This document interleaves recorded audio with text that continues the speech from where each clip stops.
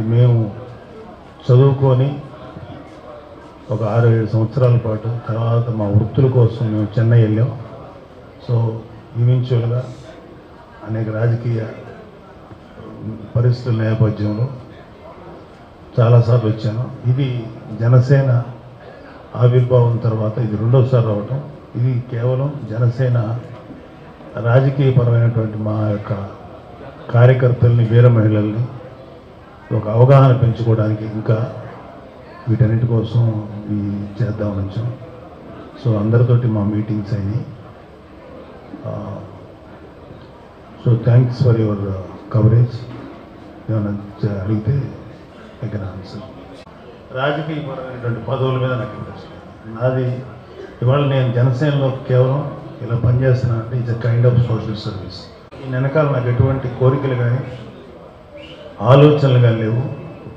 Special నేను అజయ్ గారు కేవలం సర్వీస్ మోటివ్తో వచ్చాం. మా యంగ్స్టర్స్ని, మా జన సైనికుల్ని, వీర మహిళల్ని మోటివేట్ చేసి వాళ్ళని ఉత్తమమైనటువంటి నాయకులుగా తీర్చిదిద్దడానికి మా సహాయ శక్తుల ఎంతవరకు చేయగలము మా ప్రెసిడెంట్ గారి ఆదేశాల మేరకు పనిచేస్తాం. Thank you. సార్, నెల్లూరు జిల్లాలో అక్రమ గ్రావెల్ తవ్వకాలు జరుగుతున్నాయని సోమిరెడ్డి చంద్రమోహన్ రెడ్డి గారు నిన్నటి నుంచి సత్యాగ్రహం తెలుసు. అది యాక్చువల్గా వాళ్ళు వెళ్దాం అనుకున్నాను, కానీ ఇక్కడ మాకు ఈ ఆల్రెడీ అరేంజ్ చేసిన ప్రోగ్రాము చాలా చోట్ల నుంచి వచ్చారు. సో వాళ్ళు డిసప్పాయింట్ చేయలేక ఆ టైం సెట్ అవ్వలేదు మాకు. సో ఖచ్చితంగా ఇందాక చెప్పాను, సోమిరెడ్డి చంద్రమోహన్ రెడ్డి గారికి, ఈ కాకాని గోవర్ధన్ రెడ్డి గారి యొక్క మాఫియాకి వ్యతిరేకంగా గట్టిగా నిలబడినటువంటి సోమిరెడ్డి చంద్రమోహన్ రెడ్డి గారికి మా హృదయపూర్వకమైనటువంటి మద్దతు తెలియజేస్తున్నాం. అసలు నో ఇంట్రెస్ట్, ఓన్లీ వర్క్ చేయడం జనసేన.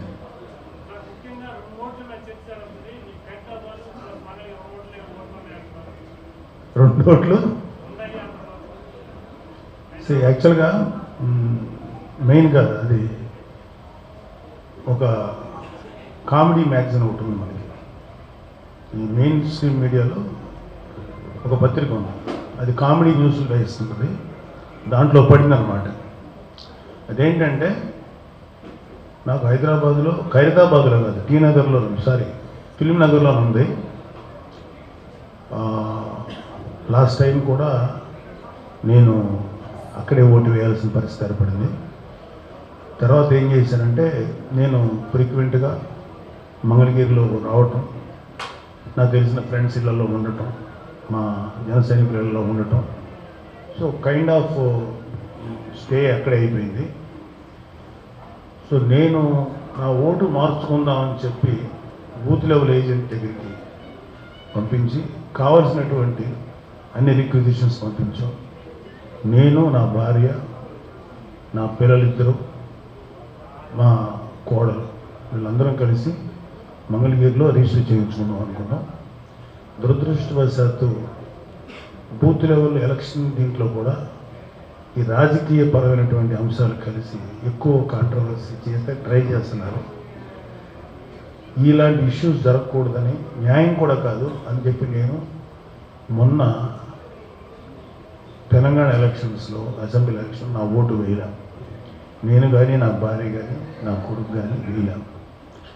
ఎందుకు వేయలేదంటే ఒకే ఓటు అక్కడ ఇక్కడ వేసి ఎలక్షన్ స్పిరిట్ని పాడు చేసే ఉద్దేశం మాకు లేదు. దాన్ని గౌరవించాలి ఉద్దేశం లేదు. అక్కడ ఓటు వేయలేదు. ఈవెన్చువల్ ఇక్కడ ట్రాన్స్ఫర్ అని పెట్టుకుంటే 100 రిస్ట్రిక్షన్స్ పెట్టారు ఎలక్షన్ కమిషన్. నిజంగా ఎలక్షన్ కమిషన్ వాళ్ళు అలా పెట్టరు. కానీ ఇక్కడ అక్కడక్కడ ఉన్న కొంతమంది మాత్రం అధికార పార్టీ చిప్పు చేతుల్లో ఉండి ఇలాంటి పరికమాలను న్యూస్ చేస్తున్నారు. సో నేను ఒక చోట పెట్టాను. తర్వాత మా వాళ్ళు వెళ్ళి ఆ రోజు రమ్మన్నారు. 14వ తారీఖున అసెంబ్లీ 13 నాకు ఇచ్చారు రమ్మని. నేను బయట కారులో వెయిట్ చేశాను. మా వాళ్ళందరూ వెయిట్ చేస్తుంటే ఒక్కళ్ళు కూడా రాలా. Mangalagiri RDO office I think, so MRO ఆఫీసా, తర్వాత రాలేదు. సరే, తర్వాత ఏంటంటే నా ఓటు హైదరాబాద్లో ఉన్న నా ఓటుని నేను క్యాన్సిల్ చేసుకున్నాను. దానికి తగినటువంటి ప్రూఫ్స్ కూడా ఉన్నాయి. ఎక్నాలజ్మెంట్ వచ్చింది. అది కావాలంటే మీరు ఎవరైనా షేర్ చేసుకోవచ్చు. So waiting. అది ఇంకొక 3-4 డేస్ తర్వాత నాకు క్యాన్సిలేషన్ వస్తుంది. ఖచ్చితంగా నా ఓటు ఆంధ్రప్రదేశ్ షిఫ్ట్ చేసుకొని ఈసారి మా జనసేన అలయన్స్ ప్రభుత్వానికి వేయడానికి చాలా సంతోషంగా నేను ట్రాన్స్ఫర్ చేసుకున్నాను. ట్రాన్స్ఫర్ కాదు, ఇటు షిఫ్ట్ చేసుకున్నాను. సార్ నెల్లూరు జిల్లాలో 2 రోజుల పాటు అన్ని నియోజకవర్గాల సమీక్షా సమావేశాలు నిర్వహించారు. ఎలాంటి పరిస్థితులు ఇక్కడ ఉన్నాయి జనసేనలో? ఇటు అధికార పార్టీలో ఏదైనా ఫిర్యాదులు అందాయా అంటే జనసేన నుంచి? అధికార పార్టీ ఏమన్నా జనసేన కార్యకర్తలను వేధిస్తున్నారు కానీ లేకపోతే ఇతర ఏమన్నా ఫిర్యాదులు మీకు చేశారు? జనాలు వేస్తే మనం మ్యాగజైన్స్, న్యూస్ ఛానల్స్, ప్రింట్ మీడియాలో, ఎలక్ట్రానిక్ మీడియాలో ఈ ప్రభుత్వం ఎలా పీడించుతుంది, లేకపోతే ఇతర పార్టీల కార్యకర్తల్ని, లేకపోతే మహిళా కార్యకర్తల్ని ఎలా వేధిస్తుంది ఎలా చూస్తున్నాం. అలాంటివి ఆ రిపోర్ట్లన్నీ తీసుకోవాలైతే తీసుకునే పని అయితే మేము 2 days కాదు, ఇక్కడ 200 days పడుతుంది అవన్నీ తీసుకొని మేము వాళ్ళకి రెస్పాండ్ అవ్వాలంటే. సో అవన్నీ మా దీంట్లో ఉన్నాయి, ఆలోచనలు మా ఇన్ఫర్మేషన్ ఉన్నాయి. సో దానికంటే కూడా మా కార్యకర్తలు మేము కలిసి ముందుకెళ్ళడానికి ఎలా చేయాలనేది చిన్న చిన్న ఆలోచనలు పంచుకున్నాం.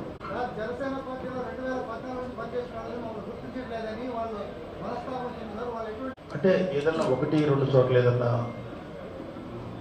ఇలాంటి ఇష్యూస్ ఉన్నా కూడా ఖచ్చితంగా జనసేన 2014 నుంచి కాదు, ఎవరైతే జనసేనని అభిమానిస్తారో, జనసేనలో ఒక మంచి కోసం మంచి ప్రభుత్వం ఏర్పడాలని ప్రయత్నిస్తారో ప్రతి ఒక్కరికి ప్రిఫరెన్స్ ఉంటుంది. 2014లో చేరి ఇప్పుడు ఇవ్వలేదు అది గౌరవం ఇవ్వట్లేదని ఏదైనా ఒక మాట ఉంటే అది ఏదైనా 1-2 స్ట్రే ఇన్సిడెంట్స్ తప్ప చాలామంది ఇప్పటికీ పనిచేస్తున్న వాళ్ళు ఉన్నారు, చాలామంది ఉన్నారు. అది పెద్ద రిపోర్ట్ రాలేదు.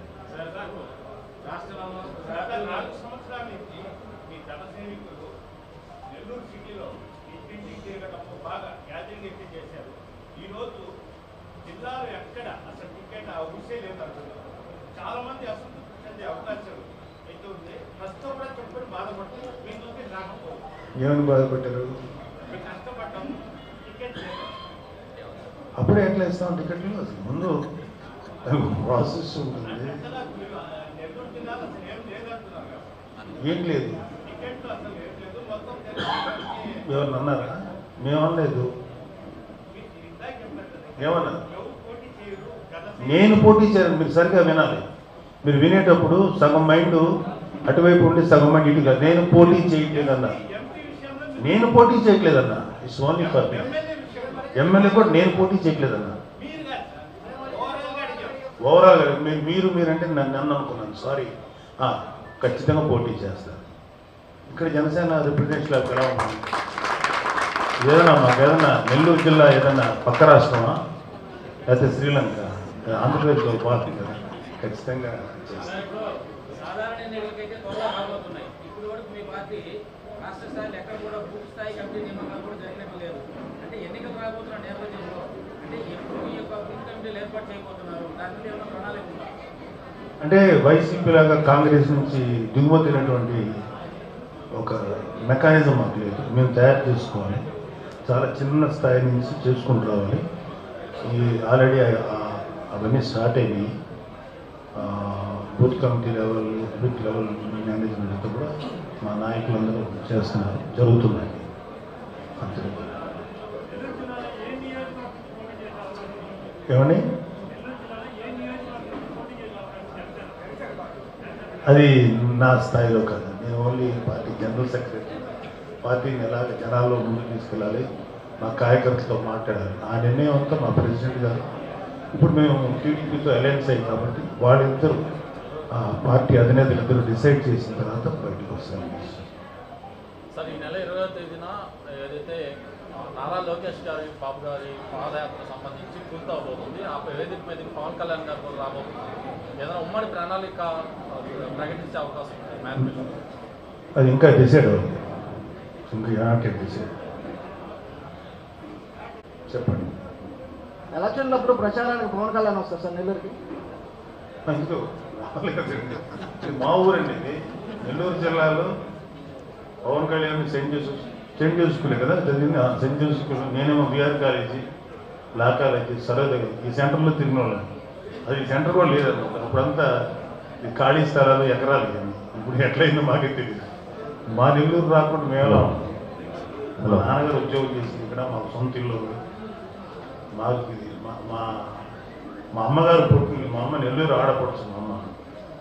మా మదర్ సార్ రాష్ట్ర వ్యాప్తంగా మీరు టీడీపీ జనసేన కలిసి పోటీ చేసినప్పుడు రాష్ట్ర వ్యాప్తంగా ఎన్ని సీట్లు అడగాలనుకుంటున్నారు సార్? నా చేతిలో లేదండి. ప్రెసిడెంట్ పవన్ కళ్యాణ్ గారు, నారా చంద్రబాబు నాయుడు గారు వాళ్ళిద్దరు డిసైడ్ చేయాలి. వాళ్ళు ఎన్ని పోటీ చేయమంటే మా వాళ్ళు ముందు పోటీ చేస్తారు. వాళ్ళు ఎంతమంది అంటారు, వీళ్ళు ఎంతమంది త్వరలో తెలుస్తుంది. ఈ ఆత్మీయ సమావేశాలు యొక్క ఉద్దేశము ముఖ్య ఉద్దేశం అదే అడిగింది. ముఖ్య ఉద్దేశం ఏంటంటే మా వాళ్ళందరినీ ఒకసారి పలకరించాలి. ఇప్పుడు కొంచెం యాక్చువల్గా కొన్ని కారణాల వల్ల డిలే అయింది.